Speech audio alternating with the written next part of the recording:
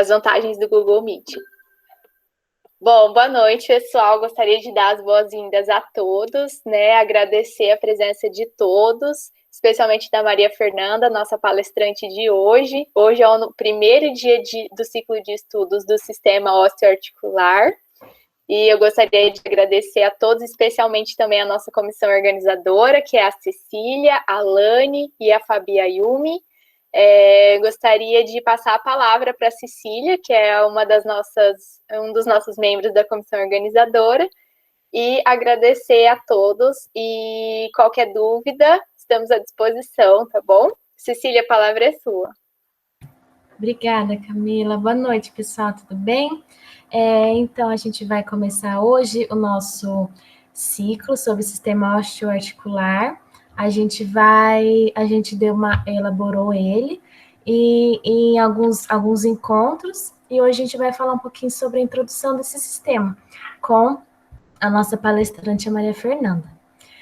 A Maria Fernanda, ela é fisioterapeuta formada pela Universidade Federal do Ceará. Ela é residente do 2º ano de fisioterapia em traumatologia e ortopedia do Hospital Universitário Regional do Norte do Paraná. Assim como a Camila, a gente agradece muito a sua presença, Maria Fernanda.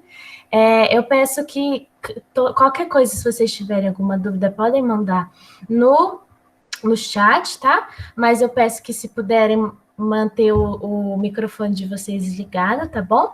E lembrando outra coisa, também nós temos o nosso caso clínico, que foi enviado no grupo do WhatsApp ontem, tá? Depois vocês dão mais uma olhada, que aí as palestras de hoje, da semana que vem, vão servir para dar esse embasamento teórico para vocês resolverem. E daí, no dia 25 desse mês, 25 de junho, às 19 horas, a gente vai fazer a discussão desses casos, tá bom? E aí vocês façam com o grupinho de vocês, tá? Então, Maria Fernanda, eu passo a palavra para você, tá? Fica à vontade. Então, vamos lá, pessoal. Muito obrigada novamente pelo convite. É sempre muito bacana ter essa troca de conhecimento entre áreas, né, da saúde. Então, a gente vai começar falando hoje sobre o sistema osteoarticular, tá? Vou apresentar aqui para vocês. Só um minutinho.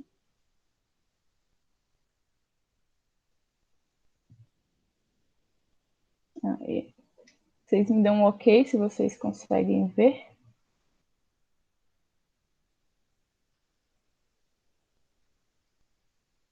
Tá todo mundo conseguindo ver e me ouvir? Sim. Dá para ver, sim. Tá, então vamos lá, vamos começar. Hoje a gente vai falar sobre a introdução do sistema osteoarticular, certo? Eu sei que mais para frente vocês vão entrar nas patologias desses tecidos. Então, para a gente entender a patologia, a gente tem que começar falando sobre a base de todo o sistema, tá? Se vocês tiverem dúvidas, podem questionar. Eu estou aberta a qualquer questionamento, certo? Então, vamos começar primeiro com o sistema ósseo e depois a gente entra no sistema articular. O sistema ósseo, a gente tem uma ideia que é um sistema bem passivo, né?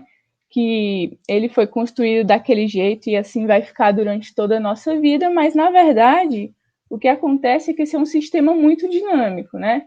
Ele é muito abundante dentro do nosso corpo, então a gente tem cerca de 206 ossos no nosso corpo, que vão representar aí 20% da nossa massa corporal. Ele é um tecido constituído por matéria orgânica, inorgânica e água. É um tecido dinâmico, é um tecido complexo, que vai sofrer remodelamento contínuo, né? Então, dependendo do estímulo que eu dou para esse tecido, para esse osso, ele vai reagir alterando ali as suas propriedades biomecânicas, e durante a vida, né, ele é constantemente reciclado. Ele vai ser diferente durante as fases da vida, então o osso de uma pessoa, de uma criança, é diferente de um osso de um adulto, né? A gente sabe que quando a gente é jovem, a gente tem um osso mais maleável e que durante o envelhecimento ele vai se alterando, assim como as grandes influências hormonais do envelhecimento vão também alterar esse tecido. As 5 principais funções que a gente pode elencar aí do tecido ósseo, né, são essas que vocês estão vendo. Então, a primeira delas é a locomoção. O tecido ósseo, ele forma ali um arcabouço biomecânico, ele é como se fosse o chassi do ser humano, né? A gente tem a função de proteção, ali do mediastino com o osso do externo, a gente tem a calota craniana, que protege o tecido nobre do cérebro.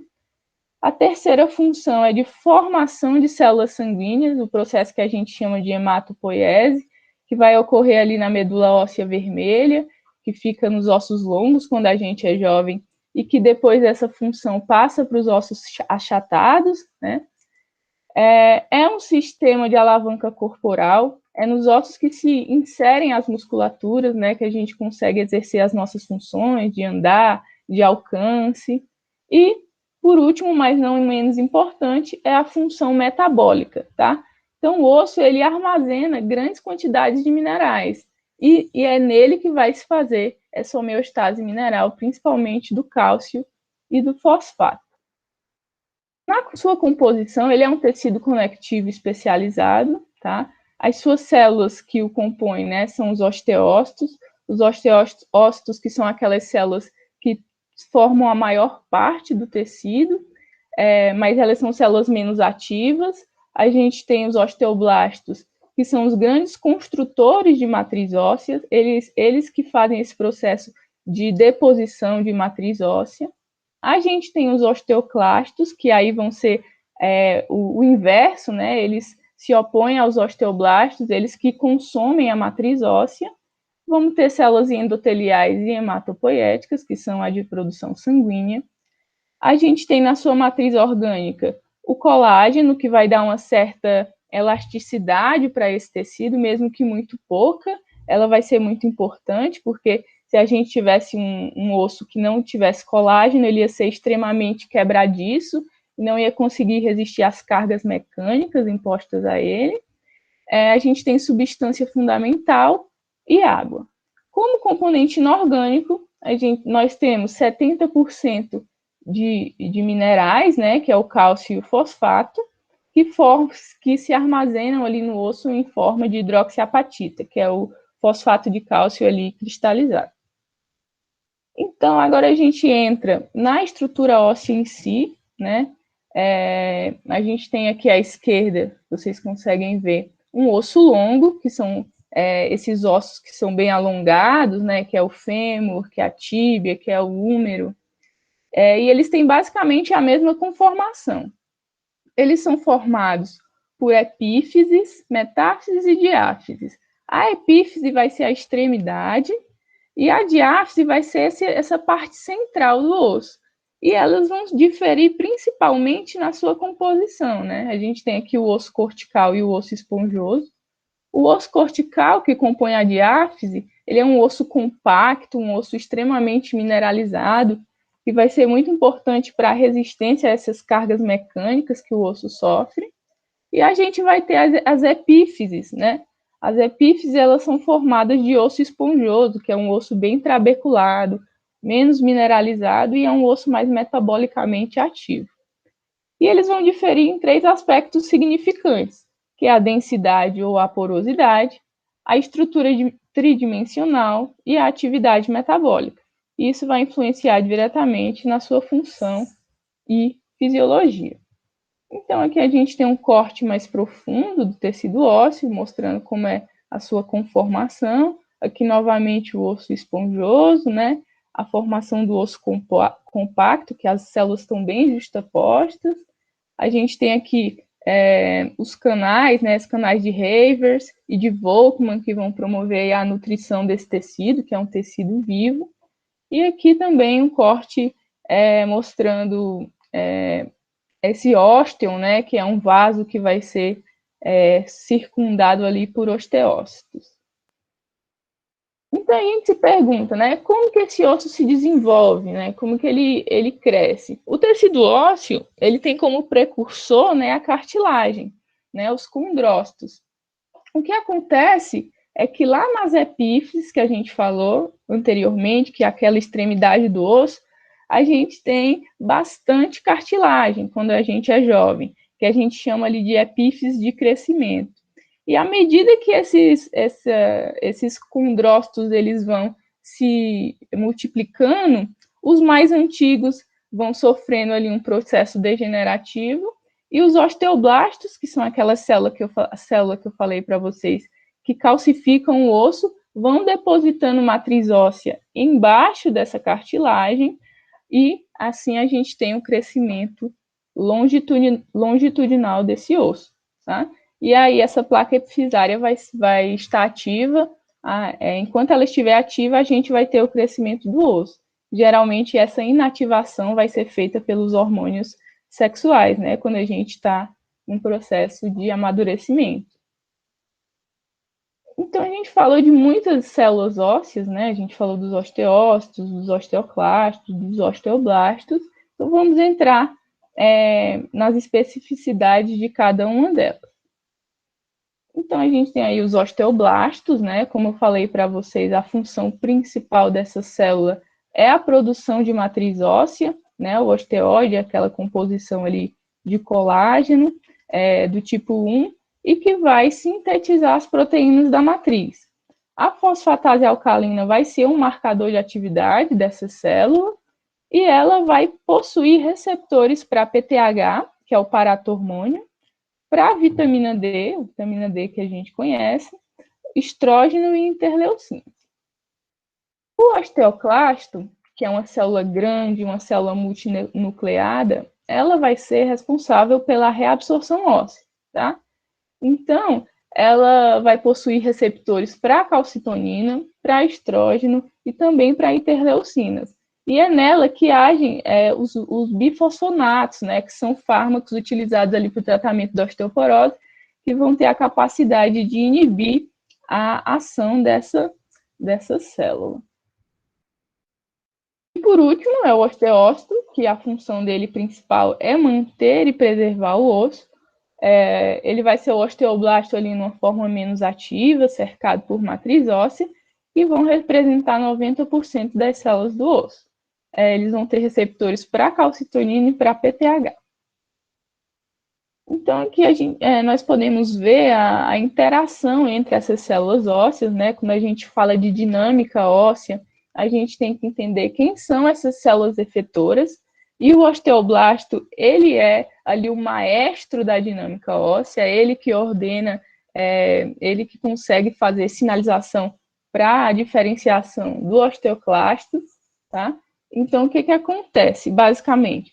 O osteoblasto, que é a célula construtora de osso, ela, através do MCSF, que são alguns ativadores, eles conseguem se conectar às células de linhagem de monócitos e de macrófagos, que ainda não são os osteoclastos, e eles vão promover a diferenciação dessa célula, tá?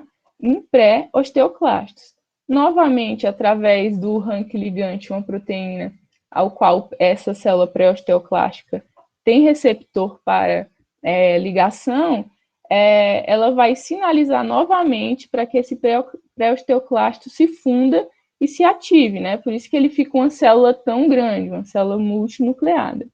E, novamente, o osteoblasto sinaliza para ele liberar H+ para a cavidade óssea. Então, o que acontece é que ele forma um ambiente extremamente ácido embaixo da célula, que vai promover a reabsorção do osso, tá?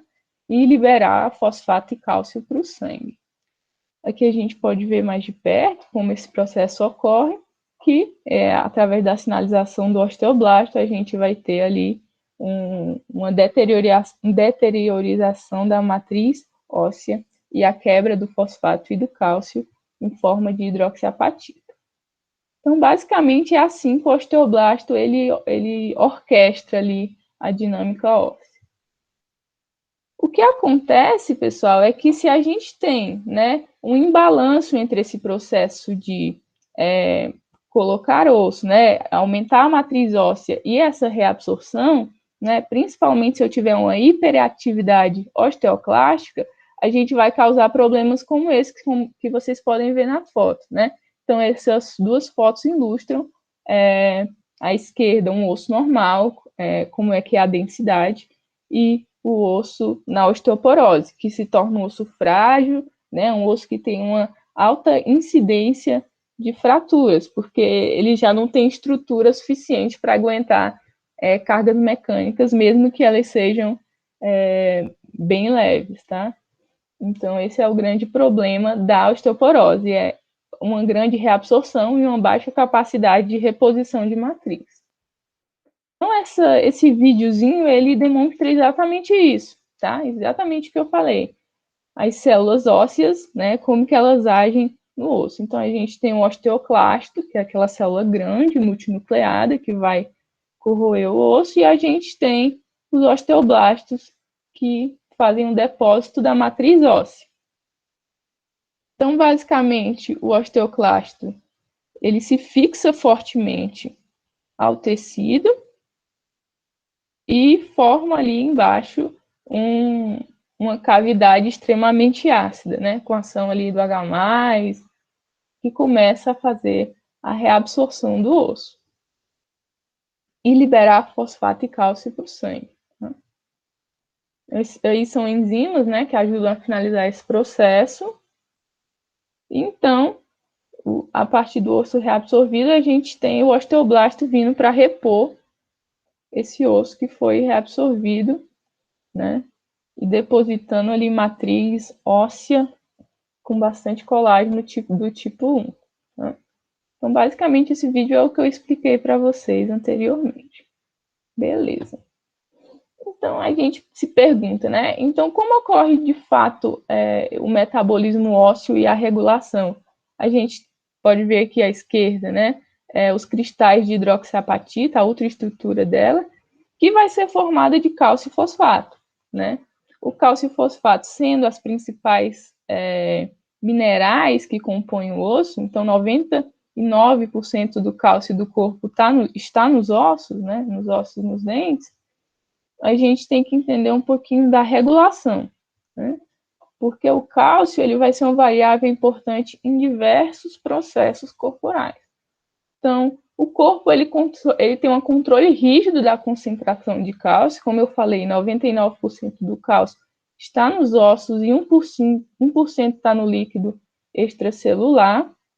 Então, o cálcio vai participar de muitos processos como cascata de coagulação, contração muscular, das sinapses. Então, como ele participa de muitos processos, ele precisa ser extremamente regulado, né? Então, aqui à direita a gente vê um spoiler aí da dinâmica, como é que ocorre. Então, a gente tem o cálcio que a gente ingere, né? Uma parte é perdida nas fezes, mas uma outra grande parte é reabsorvida pelo intestino. Isso vai ter ação da vitamina D, a gente vai ver lá na frente como que isso ocorre. E entrando no líquido extracelular, esse cálcio ele pode ser movido ali para os ossos ou pode ser reabsorvido mais ou menos pelos rins, dependendo da ação hormonal. Então, para saber se um hormônio ou se uma variável é muito importante, é só olhar quantos hormônios agem para regular essa variável. Então, a gente tem aí a calcitonina, a gente tem o PTH, a gente tem a vitamina D, e agora a gente vai ver como que isso ocorre. Então, os três principais hormônios que regulam o metabolismo ósseo, né, vão ser a vitamina D, tá? O PTH, que é o paratormônio, e a calcitonina, certo?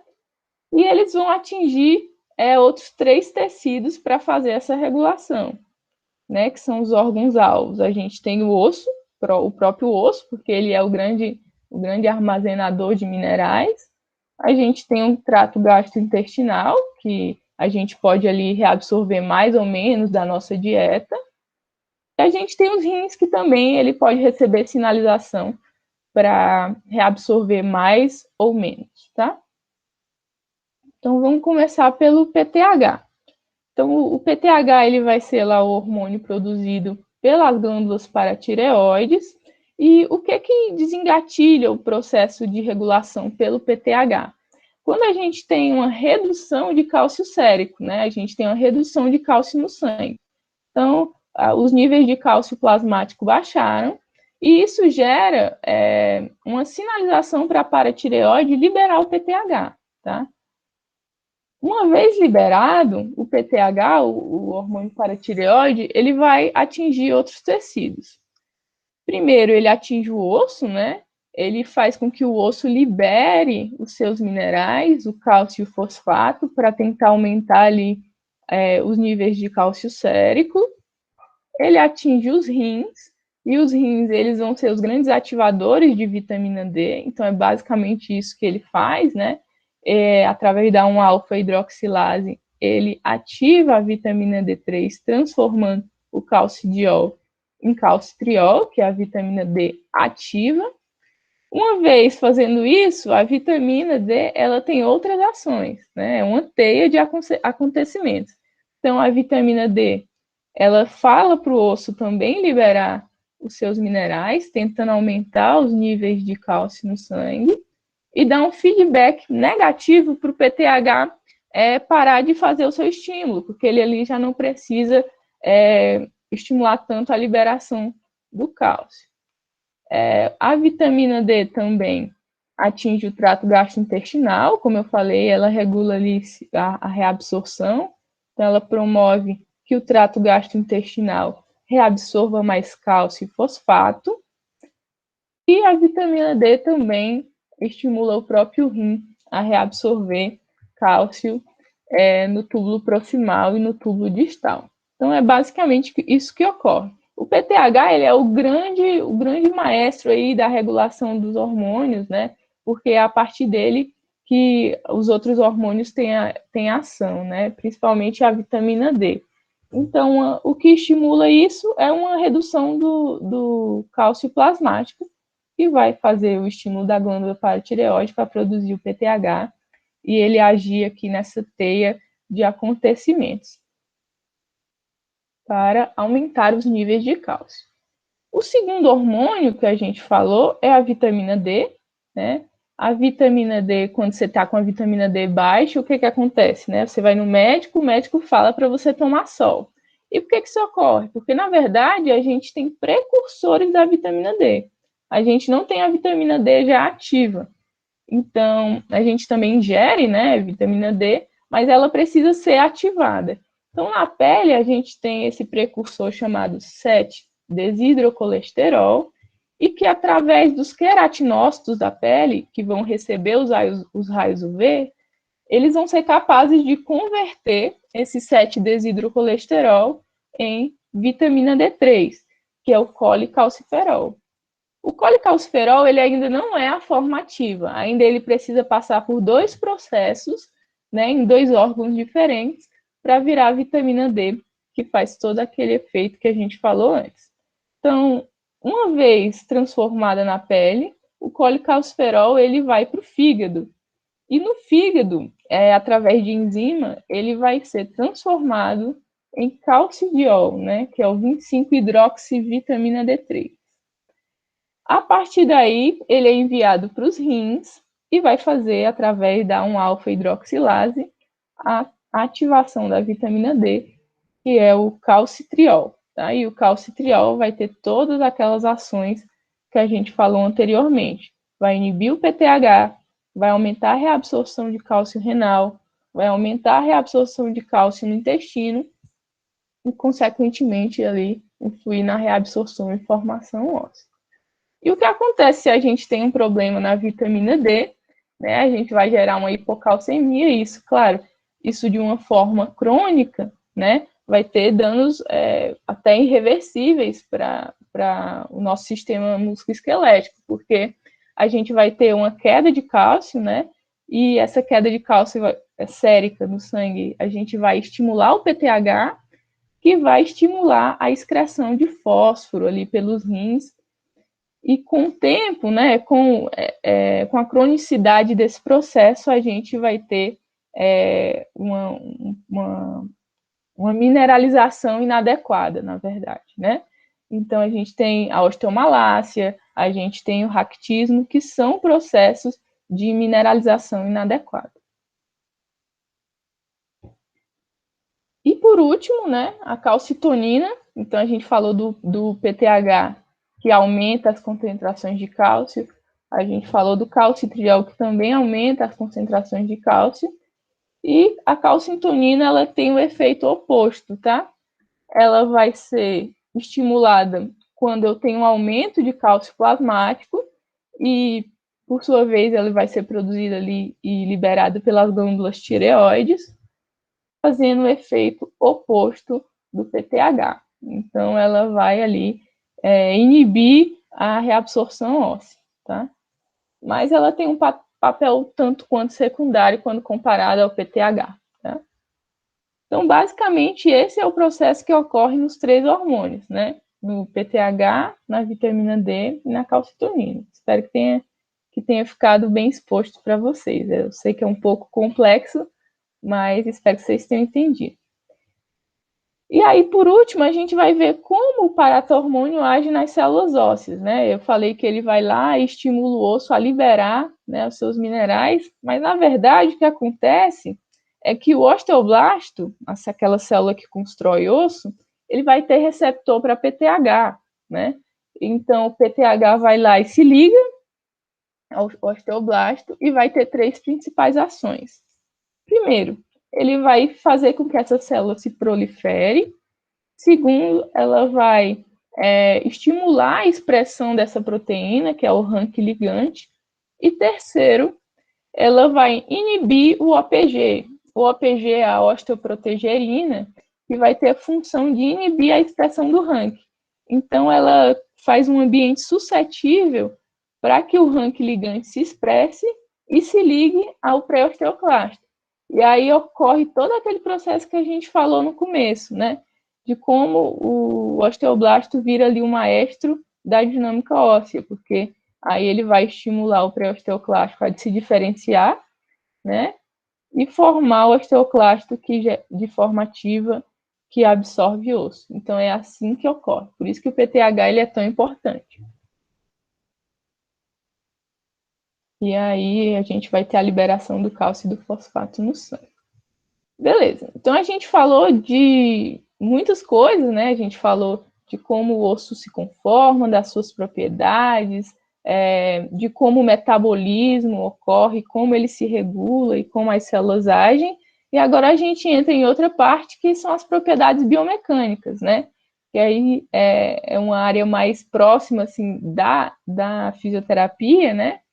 Mas que eu acho que é muito interessante para vocês entenderem também, né? A gente falar um pouquinho de como esse osso responde às cargas.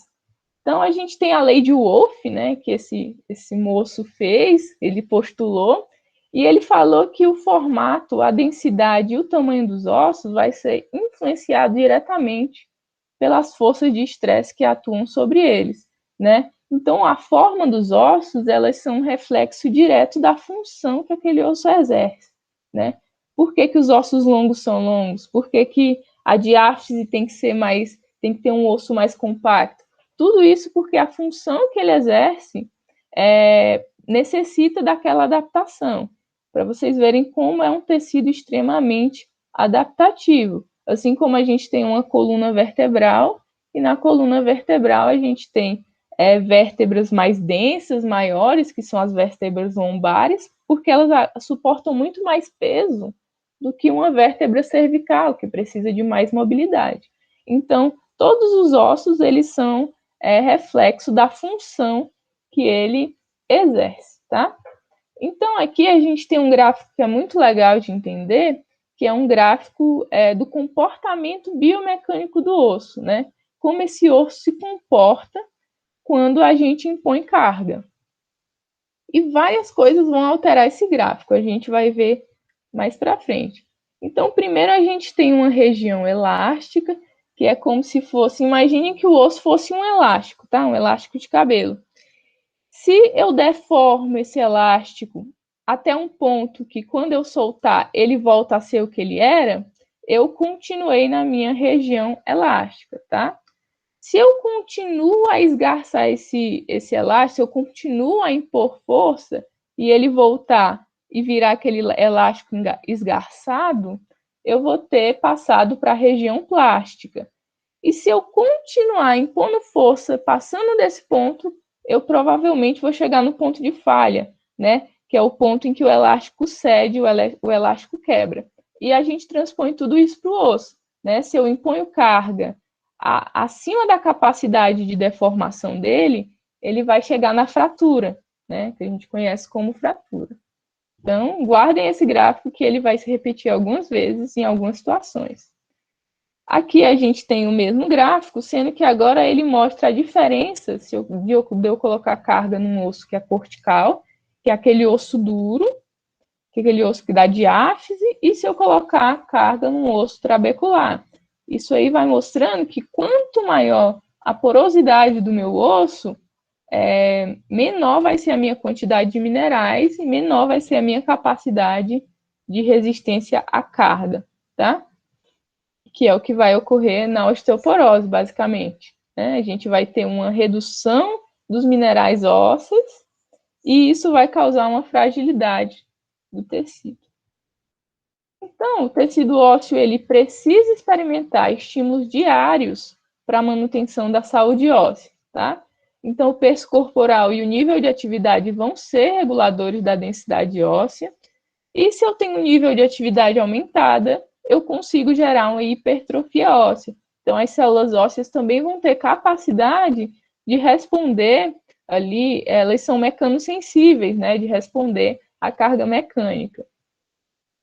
Lembrando que a atividade física que gera essa modificação do osso tem que ser atividade com impacto, né? Se eu fizer atividades que não geram impacto, eu não consigo estimular as células a fazerem a hipertrofia óssea. Então, esses artigos, eles mostram exatamente isso, né? Primeiro fala, né, corredores apresentaram mais massa óssea quando comparados com sedentários da mesma idade. Nesse segundo, a dança e a caminhada também tiveram adaptações biopositivas do tecido ósseo, assim como o treinamento resistido e o treinamento intensivo de força e sprint teve a capacidade também de aumentar ali a densidade óssea nas áreas que recebem carga. Então, o exercício ele vai ser extremamente importante para a manutenção da saúde desse tecido. E se o exercício, se a carga gera adaptações positivas, né, fazem com que o osso fique mais forte, se eu também tirar isso do tecido, ele vai ficar mais fraco, né, ele vai responder. Então, esse artigo aqui, o quinto, mostra exatamente isso, né? Astronautas apresentaram grande excreção de cálcio através da urina após um ano de permanência no espaço. Então, como no espaço não tem gravidade, não tem carga, a perda óssea desses astronautas chegou até 25%. E esse gráfico mostra exatamente isso, né? Que a adaptação do tecido é a imobilização, né?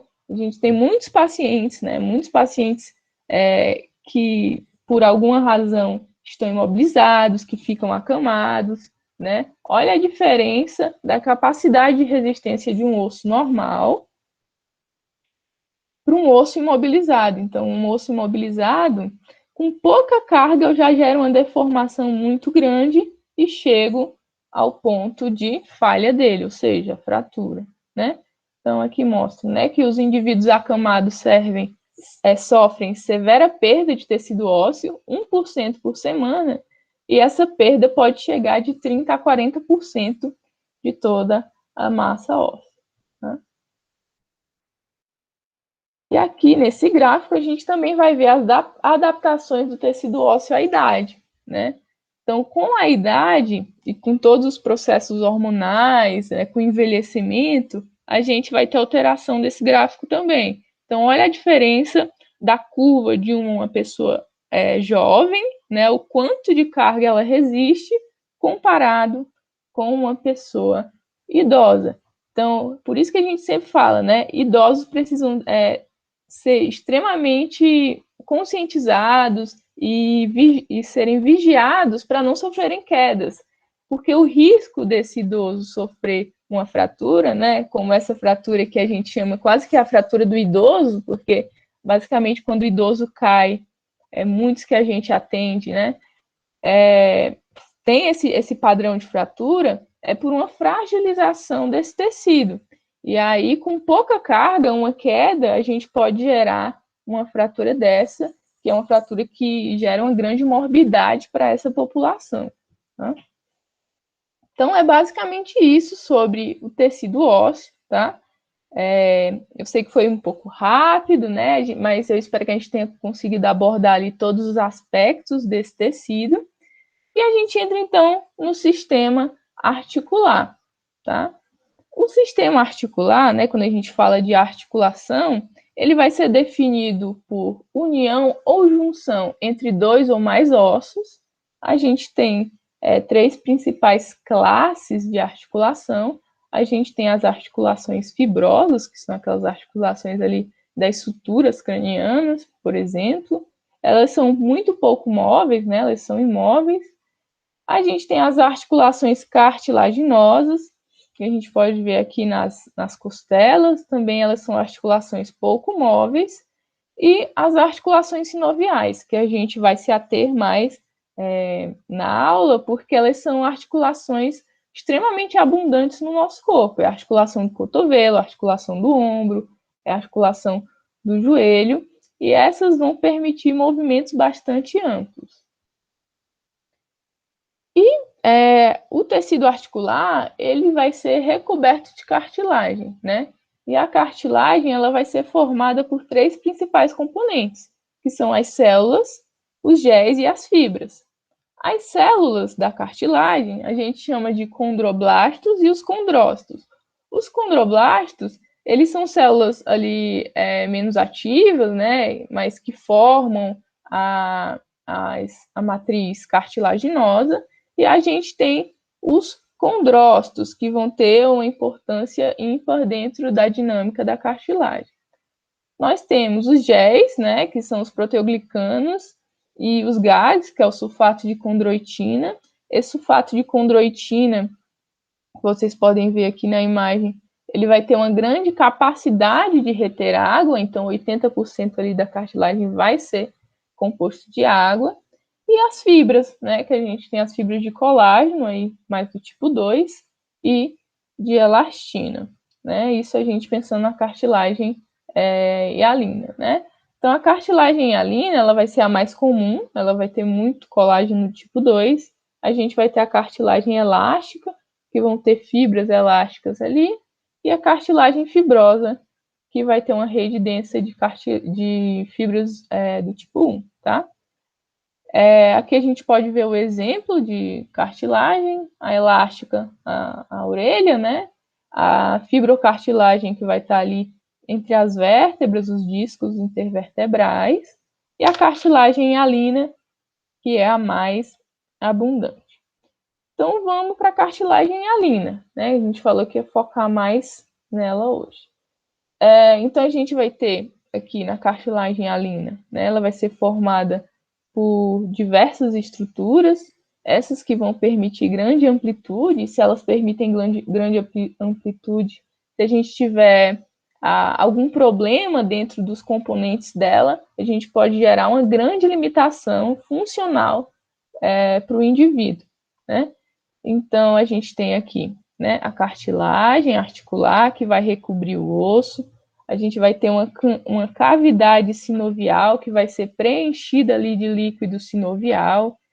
Vamos ter também a bursa, vamos ter os tendões, vamos ter os ligamentos, que vão impedir que essa articulação faça movimentos não necessários para a dinâmica.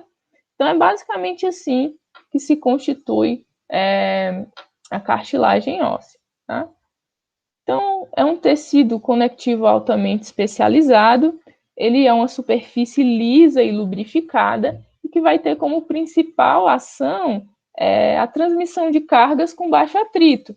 Então, o que a cartilagem quer, né, ela se propõe a reduzir o atrito dessas articulações e também aguentar carga, né? Com todo esse líquido sinovial, ele se deforma para dissipar as cargas naquela articulação. Então, se eu tiver um problema no meu líquido sinovial, na minha cápsula articular, provavelmente eu vou ter também um problema importante de, funcionalmente falando, da minha articulação. Ela vai ser formada com aquele processo que eu falei para vocês, né? A gente vai ter um osso, quando a gente é jovem, mais cartilaginoso e que com o tempo ele vai se ossificando, né? Vai se calcificando, na verdade. E no final a gente tem essa cartilagem quiescente, né? Que vira ali a cartilagem articular e a placa epifisária que some com o crescimento. Que nós podemos ver, né, um corte histológico da cartilagem hialina, ela tem uma espessura ali de 2 a 4 milímetros e vai ser composta de matriz extracelular densa, de água, de colágeno e de proteoglicano, tá? E as células, como a gente falou, são os condrócitos e os condroblastos. O importante é a gente lembrar que a cartilagem articular ela vai ser aneural, avascular, alinfática e com baixo potencial para autorreparo. Então, se você lesionar essa cartilagem, vai ser um problema um pouquinho grande, porque ela tem pouca capacidade de regeneração, tá? Os condrócitos, então, que são as células mais importantes ali, ela vai ser a célula residente da cartilagem articular. Ela vai ser uma célula extremamente especializada, ela vai ser metabolicamente ativa e que vai desempenhar um papel único no desenvolvimento, na manutenção e no reparo da matriz extracelular. Ela vai responder ali a uma variedade de estímulos, a gente vai ter fatores de crescimento, cargas mecânicas, forças piezoelétricas e pressões hidrostáticas, tá? Como eu falei, ela vai ter um potencial limitado para replicação, é um fator que contribui para a capacidade de cura intrínseca limitada, e ela tem uma baixa capacidade de resposta à lesão, tá? Os condrócitos, então, eles vão ser influenciados ali por vias de sinalização, citocinas e fatores de crescimento, e elas vão ali mediar a formação e homeostase da cartilagem do osso, tá? Então, qualquer lesão ou processo degenerativo que perturba esse equilíbrio homeostático vai resultar na liberação do condrócito, tá? E na sua ativação com expressão aberrante de genes pró-inflamatórios e catabólicos, que é o que acontece na osteoartrite, né? A gente vai ter um ambiente extremamente cheio de citocinas inflamatórias, cheio de apoptose dessas células que degeneram a cartilagem. Então, aqui a gente tem uma cartilagem saudável, né? Como vocês podem ver à esquerda, e aqui como a cartilagem se conforma. Então, ela se conforma através de zonas. A gente tem a zona superficial, a zona intermédia e a zona profunda. Depois a gente vai ter a zona calcificada e o osso subcondral e o osso esponjoso. Tá? Então, essas zonas elas vão se dividir em 3, né? A gente tem a primeira, que é a superficial, que vai representar cerca de 20% ali da cartilagem articular. A zona média, que varia de 40% a 60%, e a profunda de 30% a 40%. A superficial ela vai ser uma zona planejada ali para receber cargas de tração, né? Cargas de tração, e a zona 2 e a 3 elas vão ter a maior capacidade de responder a cargas compressivas. Então, como foi dito, a função dela é a transmissão de carga com baixo atrito. Então, para manter as tensões e cisalhamento baixa, a cartilagem precisa de mecanismos complexos de lubrificação para facilitar a sua ação. Então, a gente vê a grande importância do líquido sinovial. O líquido sinovial vai ser ali o que nutre a cartilagem, né? Vai ser a fonte de nutrientes, vai ser um reservatório de proteínas, vai ser um biomarcador que reflete a saúde da articulação e precisa de uma combinação sinérgica entre os seus componentes para que esse líquido esteja saudável, né? A quantidade correta de ácido hialurônico, de lubricina e de fosfolipídios, tá? Então, o metabolismo, na verdade, da cartilagem, o metabolismo normal, ele vai ocorrer através principalmente do condrócito. A nutrição vai ocorrer por difusão do líquido sinovial. Então, o condrócito ele vai ali dirigir a reciclagem dos componentes da matriz extracelular e vai promover a homeostase da matriz. E lembre, então, mais uma vez, a importância da atividade, da importância do exercício, que o movimento e a carga das articulações são extremamente importantes para manter a saúde desse tecido, tá? Então, a gente precisa de movimento, a gente precisa de atividade física para que elas sempre se mantenham saudáveis, tá? E por último, mas não menos importante, é o envelhecimento, né? A cartilagem articular também envelhece, então com a idade, ela vai determinar a composição da matriz, bem como a organização ali dos condrócitos e a sua resposta a fatores como as citocinas. A gente vai ter alterações na distribuição dos condrócitos, a gente vai ter a redução da hidratação da matriz, um aumento correspondente da compressão e da rigidez, já que eu tenho uma matriz mais densa, uma matriz mais rígida, a redução do tamanho de proteoglicanos e a suscetibilidade a alterações do osso subcondral. Tá? Então, aqui a gente pode ver como é diferente, né? Uma cartilagem normal de um jovem, de um idoso, como ela reduz a sua espessura, né? E, por último, a gente tem de um indivíduo com osteoartrite. Olha como essa cartilagem ela é extremamente esgarçada, né? Destruída ali por diversos fatores. A gente pode ver nessa imagem, né? Como a conformação inicial das zonas, né? Dos condrócitos extremamente bem postos, que com o tempo vão começando a sofrer ação de células necróticas e vão sofrendo apoptose. A gente vai ter a morte da célula e uma redução do número de condrócitos. Aqui agem, né, muitos fatores catabólicos, enzimas catabólicas, um aumento da atividade das citocinas pró-inflamatórias, até que a gente chega num tecido bastante degenerado e que não vai mais conseguir responder a carga adequadamente, né? E aí a gente tem o desenvolvimento das condições degenerativas das cartilagens. Então, pessoal, acho que era basicamente isso que eu queria trazer para vocês. Espero que tenha sido bem explicativo, que vocês consigam ter entendido com as imagens, né? Que são as minhas referências que eu usei para montar a aula. E muito obrigada. Aqui está o meu contato para quem tiver quaisquer outras dúvidas. E aqui o Instagram, né? A minha página no Instagram, que é mais voltada para fisioterapia, mas que eu também posto bastante coisa do sistema músculo-esquelético. Então, muito obrigada e eu espero que vocês tenham gostado. Maria Fernanda, muito obrigada, viu, pela elucidação, foi excelente, assim. Nossa, eu fazia muito tempo que eu não via essas coisas de fisiologia e metabolismo, então foi muito, muito legal. A gente vai passar, então, para as perguntas. Pessoal, podem mandando no chat, tá? Que a gente vai falando. A gente já tem 2 perguntas, tá?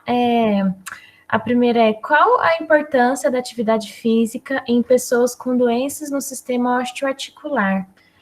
Principalmente aquelas que são doenças imunes, né? Às vezes que não tem cura, né? A pessoa vai conviver com o resto da vida com ela. Então, a atividade física, ela vai ser um grande modulador, né? Ela vai ter ações em todo o nosso metabolismo corporal e dependendo da condição que a pessoa tem, né? Por exemplo, uma pessoa com osteoartrite, que vai ter diversas limitações funcionais, o primeiro tratamento de escolha vai ser a terapia por exercício, né? Que vai ter a capacidade de aumentar aquele aporte ali da musculatura, né, da função, da capacidade de ativação muscular, que vai poder estabilizar e conseguir absorver aquela demanda que, por exemplo, a cartilagem já não consegue mais. E isso, consequentemente, melhorar a função e a qualidade de vida dessa pessoa. Então, é basicamente isso, né? Além da modulação do emocional, né? O exercício vai trabalhar ali diminuindo a ação do cortisol, com várias atividades de várias substâncias que vão modular a função corporal. Então, acho que é basicamente isso, mas vai ser muito específico para cada condição musculoesquelética que essa pessoa apresenta. Entendi. Há uma outra pergunta, o hormônio do crescimento teria algum papel na manutenção do sistema? Essa eu que fiz, eu fiquei em dúvida que você tinha falado dos hormônios, né? O PTH, a calcitonina, a vitamina D. E aí... os hormônios do crescimento, eles vão ter um papel fundamental dentro desse processo, né? Principalmente quando a gente está em processo de formação, se a gente tem alteração nessa cascata hormonal, a gente pode ter pessoas com nanismo ou com crescimento excessivo, mas para a manutenção mesmo do tecido, né, da regulação ali vai ser feita pelo paratormônio, como eu falei, né, que vai conseguir manipular ali aquelas células e as vitaminas e a ingestão de todos os nutrientes que a gente precisa. E a carga também, que o osso sofre. Entendi. Deixa eu ver se tem alguma pergunta no chat. Alguém tem alguma pergunta, pessoal? Camila... A Pamela perguntou. Quais fatores fazem com que as articulações de idosos fiquem com menos condroblastos e seja mais rígida? Então, isso vai ser muito do processo de envelhecimento, né? Depois ali da meia-idade, a gente vai ter o processo de envelhecimento celular mesmo, que vai começar a desencadear esse processo. E aí o que vai mudar vai ser o estímulo que eu dou para essa articulação e para o sistema musculoesquelético. Então, se eu sou uma pessoa ativa, se eu sou uma pessoa que não tem sobrepeso, né, que é um dos fatores de risco para o desenvolvimento de osteoartrose, né, a artrose do joelho. Então, todos esses fatores vão conseguir acelerar ou reduzir esse processo de envelhecimento. Como vocês viram, o exercício vai ser muito importante para a manutenção ali da lubrificação articular. Muito legal. Alguém tem mais alguma pergunta? Camila, você quer falar alguma coisa? Eu tenho uma pergunta. Tem algum tipo de exercício físico que favorece mais o sistema, a saúde do sistema osteoarticular se comparado a outro? Por exemplo, tipo, Pilates favorece melhor do que a musculação. Existe isso ou não? Existe principalmente para o sistema ósseo, né? Então, como eu falei, o sistema ósseo precisa de impacto. Então, se eu faço atividades que são atividades de impacto, como corrida, como dança, como a própria musculação, eu vou ter um efeito biopositivo para a formação desse osso e evitar a degradação, né, como osteoporose e osteopenia, muito maior do que se eu fizer hidroterapia, né, atividades que não têm impacto. Então, com certeza, se você pensar principalmente no osso, as atividades que têm impacto, elas vão modular muito mais do que as que não têm.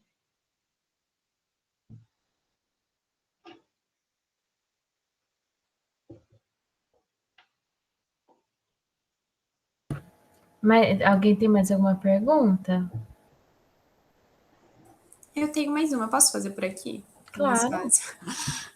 Eu queria perguntar qual que é a relação dos hormônios sexuais com algum problema nesse sistema osteoarticular, porque mulheres com menopausa, elas são mais propensas a terem osteoporose. Não, sim, eu vi isso em algum lugar. De fato. Então, os hormônios da menopausa, eles vão ter uma influência importante para a baixa da densidade óssea ali, porque eles vão conseguir influenciar na reabsorção de algumas vitaminas, por isso que quando a gente envelhece, a gente tem que fazer algumas reposições, às vezes, né? Então, essa alteração hormonal vai influenciar em várias vias do processo de formação óssea, tá? É um processo bem complexo, que a gente ia ter que entrar mais a fundo, mas basicamente é isso.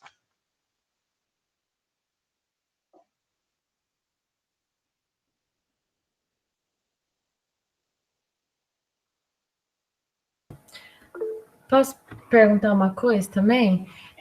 Claro. Você fala sobre as atividades de alto impacto, né, que ajudam mais, né, no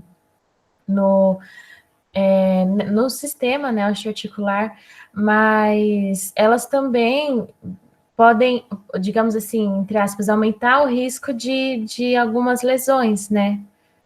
Sim, claro. É aquele equilíbrio, né?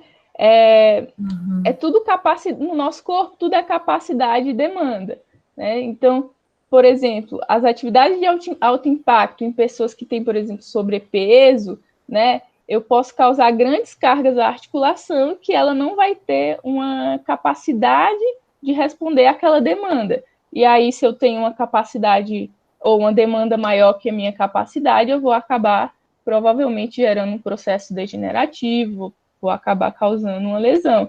Então, cada caso vai ter que ser estudado, né?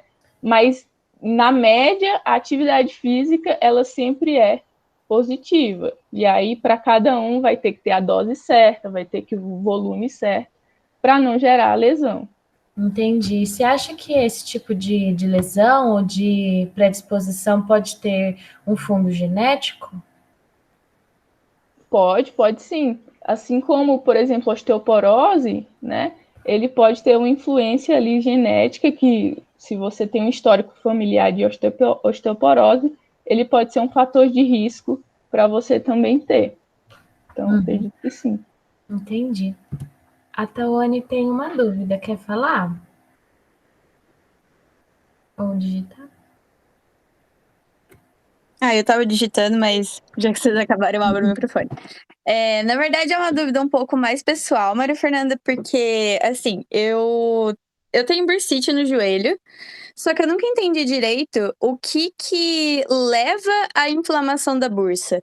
Tipo, quais são os fatores que podem estar levando a essa inflamação e o que eu posso fazer além de uma infiltração para estar amenizando? Porque, eu entendo que é uma inflamação ali na região, e enche, etc., acumula líquido, mas eu não entendo, tipo, da onde vem essa inflamação, sabe? Então, a bursite, na verdade, ela pode ser causada por como falei, né, capacidade e demanda. Então, geralmente é uma lesão por um esforço repetitivo, né, por atividades repetidas, em que aí vão gerando lesões e provavelmente formam uma alteração dessa estrutura, que é a bursa, né, que eu mostrei ali no slide. O que eu indico é fisioterapia. A infiltração, ela geralmente é utilizada como apagar incêndio, né? Então, as infiltrações de corticoide, elas vão ali fazer vai ser um anti-inflamatório super potente, mas que, na verdade, você vai tratar aquela inflamação local, mas não a causa dela, né? Então, provavelmente, no seu sistema, né, no seu corpo, você não está conseguindo equilibrar a capacidade e demanda.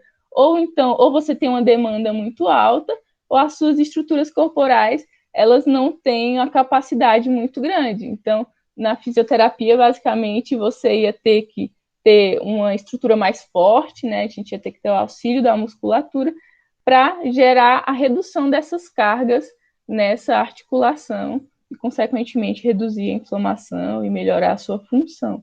Então, é basicamente isso, né? As injeções de corticoide, elas vêm ali como apagar um incêndio, né? Ela não trata diretamente a causa, mas reduz os sintomas temporariamente. Sim, inclusive quem acaba fazendo, a cada 3 meses tem que estar lá de novo, né? Exatamente. Mas entendi agora. Fez sentido não ser boa.